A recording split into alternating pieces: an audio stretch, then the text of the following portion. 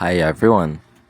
In this video, I will explain to you how to change App Store country fix cannot change country or region on App Store.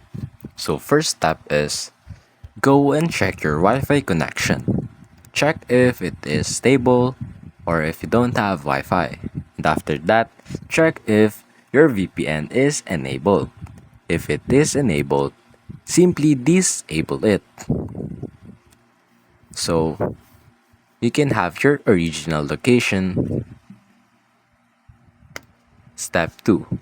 Remove all of your subscription. You can see all of your subscription on your settings on your Apple ID.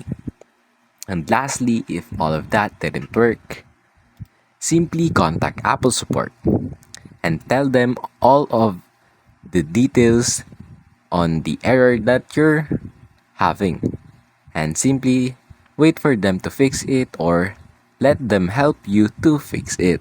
And that's basically it.